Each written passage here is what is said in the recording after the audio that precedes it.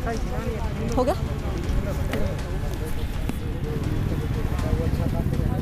हाल ही में प्रदेश की गहलोत सरकार के 2 साल के कार्यकाल पूरे हुए हैं और इस मौके पर उन्होंने रीट के 31,000 पदों पर भर्ती भी निकाली है, जो कहीं ना कहीं बेरोजगारों को खुश करने की कोशिश की गई है।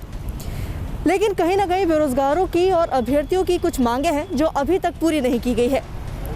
ऐसे ही मौके पर आज हम पहुंचे राजस्थान यूनिवर्सिटी में, जहां व्याख्याता भर्ती परीक्षा के अभ्यर्थी हैं जो विरोध कर रहे हैं। इनसे जानते हैं किस बात की ये मांग कर रहे हैं और पूरा क्या मामला है। आइए जानते हैं। जी मैम, सबसे पहले तो मैं DPQ न्यूज़ को धन्यवाद देना चाहता हूँ, जिन्होंने कि स्टूडेंट की आवाज़ को उठाया और पहले भी जो है प्रोटेस्ट किया था। उस टाइम पे आपका बहुत सपोर्ट रहा था हमें। हमारा मामला मैम जो भर्ती स्कूल व्याख्याता भर्ती है 2018 उसको लेके है, जिसमें कि जब एग्ज़ाम हुआ था उस टाइम पे हमारी 14% सीटें जो है जनरल कैटेगरी की काट के EWS और MBC कैटेगरियों को दे दी गई थी, जिसमें कि गहलोत सरकार ने उसी टाइम पे जब ये आरक्षण दिया था 14%, तब आदेश जारी किया था कि जो आपकी सीटें हैं वो जनरल कैटेगरी में से नहीं काट करके आपको जो है अलग से 14% पद क्रिएट किए जाएंगे। ऐसा उन्होंने कार्मिक विभाग से आदेश जारी किया था। उसी मामले में जब ये प्रक्रिया आगे हुई, अब रिज़ल्ट आना शुरू हुए थे। 19 सब्जेक्ट हैं जिसमें से 11-12 सब्जेक्ट के रिज़ल्ट आ गए। तो इसमें जो है मामला आ गया है कि अभ्यर्थियों की जो है सीटें नहीं जोड़ी गई। 700 सीटें जो जनरल कैटेगरी से काटी गई थी, क्योंकि जनरल कैटेगरी के अलावा अदर कैटेगरी वाले भी जो जनरल में जाते हैं उनको भी लॉस था और कैटेगरी जनरल वालों को तो था ही लॉस। सरकार से हमने लगातार उनको ज्ञापन दिए, मिले, CM साहब CMO गए थे, क्योंकि अभी कोरोना की वजह से CM साहब मिल नहीं पा रहे हैं। तो जो भी उनके बाहर है वहाँ पे हमने ज्ञापन दिया संबंधित अधिकारियों को। उन्होंने कहा कि ठीक है, आपकी बातें मान ली जाएंगी, लेकिन अभी सरकार की तरफ से कोई रेस्पॉन्स नहीं आया, ना ही कोई ऐसा आदेश पत्र आया जिसमें कि ये सीटें जोड़ने की बात कही हो। आप इस मांग को लेकर कब से प्रयासरत हैं? मतलब कितना समय हो गया आपको? आपने ज्ञापन दिए कई विधायकों को, तो कितना टाइम हुआ अभी? जी, सबसे पहले मैम जनवरी में इसका एग्ज़ाम हुआ था 2019 में, तभी से लगातार हम मांग कर रहे हैं। 2020 जनवरी में एग्ज़ाम हुआ था, तभी से मांग कर रहे हैं कि भाई हमारी पोस्टें जो हैं वो हमारी जोड़ी जाएं। लेकिन उसके बाद अभी रिज़ल्ट आना शुरू हुए हैं अक्टूबर-नवंबर में। लगभग 5-6 महीने से लगातार अभ्यर्थी जुड़े हुए हैं। हर ज़िले से ये अभ्यर्थी अलग अलग ज़िलों से आए हुए हैं, तो उनका वाजिब हक है, उनका ये बनता है कि हाँ वो सिलेक्शन है, उनकी सीटें काटी गई हैं, वापस सीटें जुड़ती हैं तो 700 परिवारों का, 700 कैंडिडेट का सिलेक्शन होगा, जो एक बहुत बड़ी बात है। यहाँ हमारे साथ कुछ और भी लोग मौजूद हैं, इनसे जानते हैं कि किस तरह की प्रतिक्रिया सरकार से मिली है।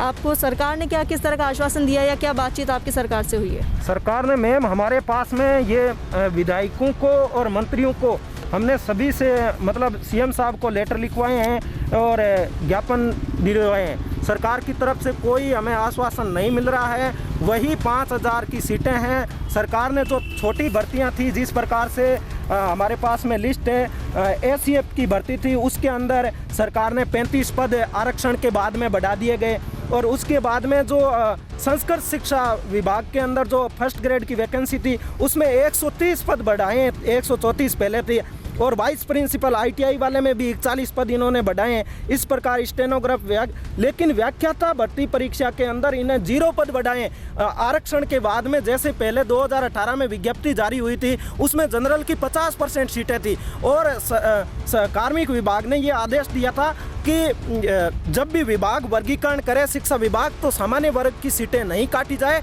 अलग से EWS और MBC को जो 14% सीटें, जो 700 सीटें बनती है, वो अलग से सर्जित की जाए। लेकिन शिक्षा विभाग के अधिकारियों की लापरवाही की वजह से उन्होंने अलग से सीटें सर्जित नहीं करके और सामान्य वर्ग की सीटों में से, सामान्य वर्ग की जो सीटें हैं, जिस प्रकार से भूगोल के अंदर 393 सीटें थी उसमें से भी काट के इन्होंने लापरवाही करके और 283 सीट दे दी और RPSC को वर्गीकरण भेज दिया, जिससे इस प्रकार से भूगोल में 110, अर्थशास्त्र में 17, इस प्रकार से लगभग 700 सीटों का हमारे साथ में अन्याय हुआ है। जिस प्रकार मैं सुजानगढ़ विधानसभा क्षेत्र से हूँ और वहाँ मास्टर भंवरलाल मेघवाल के बाद में वहाँ उपचुनाव होने वाले हैं। जिस प्रकार से कांग्रेस गवर्नमेंट के लिए एक सीट का महत्व है, एक मंत्री का महत्व है, उतना ही महत्व है सर मेरे लिए एक व्याख्याता पद का महत्व है और सरकार ने ये अन्याय किया है। और मैं मैंने ये नोटिस किया है, इस अन्याय के चलते वहाँ कभी भी मतलब भाजपा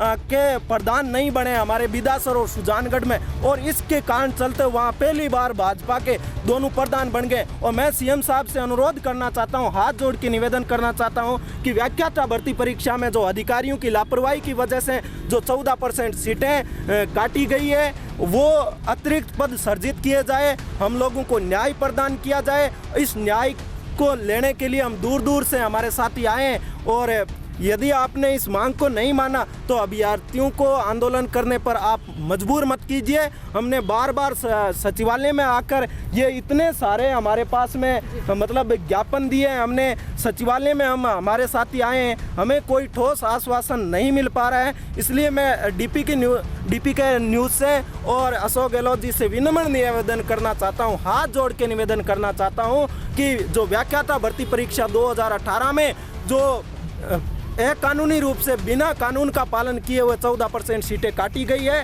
वो अतिरिक्त सर्जित करे, अभ्यर्थियों को न्याय प्रदान करे, हमें राहत प्रदान करे, और ये हमारा हक है 14% सीटें अतिरिक्त सर्जित करवाना, और ये हक है, हमें मजबूरी से वापस लेने पर आप मजबूर मत कीजिए।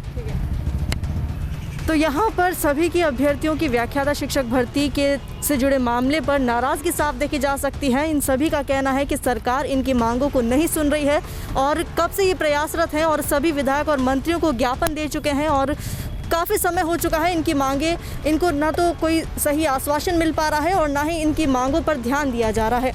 तो गौर करने वाली बात है कि एक तरफ जहाँ 2 साल के कार्यकाल में गहलोत सरकार ने घोषणा की है रीट के पदों पर 31,000 के पदों पर भर्ती निकाली है और कोशिश की है कि सभी वर्गों को खुश रखा जाए, लेकिन कहीं ना कहीं पुरानी मांगें भी पूरी नहीं हो पा रही हैं और उनमें जो बदलाव हैं वो भी कहीं ना कहीं अटक रहे हैं। तो इसे लेकर भी हम बात करेंगे कि सरकार के 2 साल पूरे हुए हैं, बात करेंगे कि पूरे हुए हैं 2 साल और उन्होंने कोशिश की है कि नई भर्तियाँ निकाली जाएँ और नए तरीके से लोगों की रुझान आने की कोशिश की है कि भाई सभी का ध्यान इस तरफ रहे।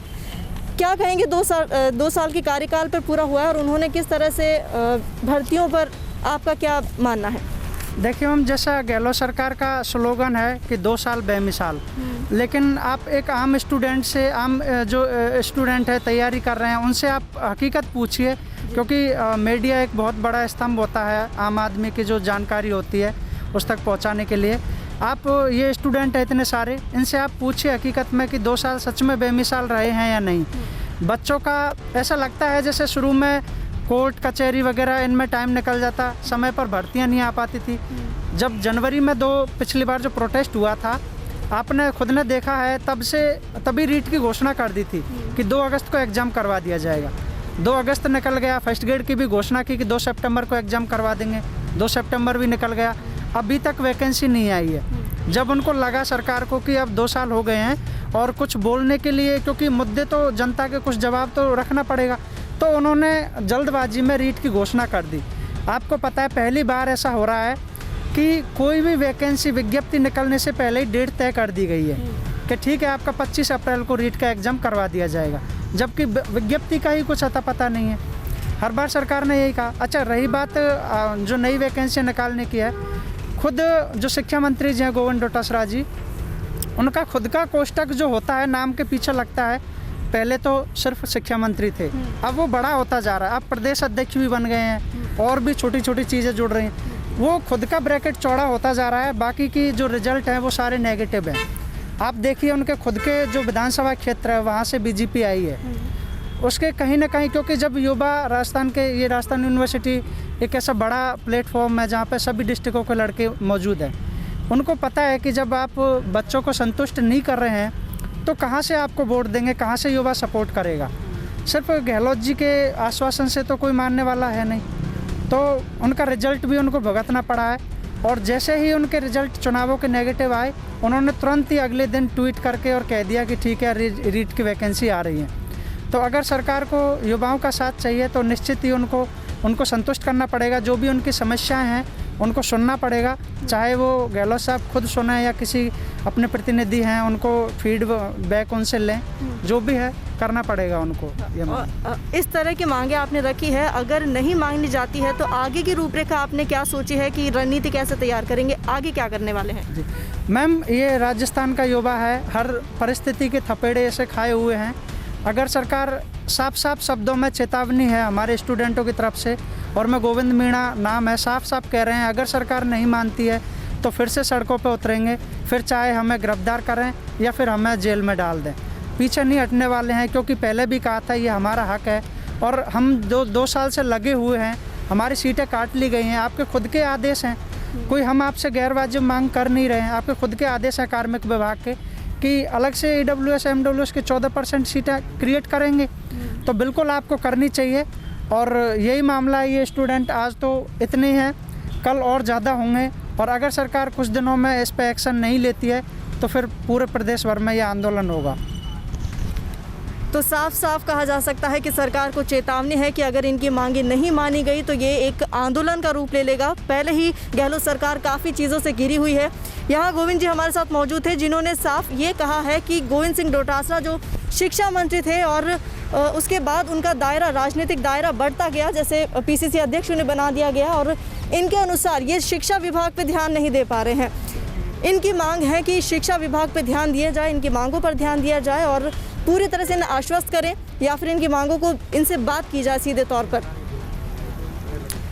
जारी रहेंगे DPK न्यूज़ के साथ, कैमरा पर्सन मनोज यादव के साथ अदिति की रिपोर्ट।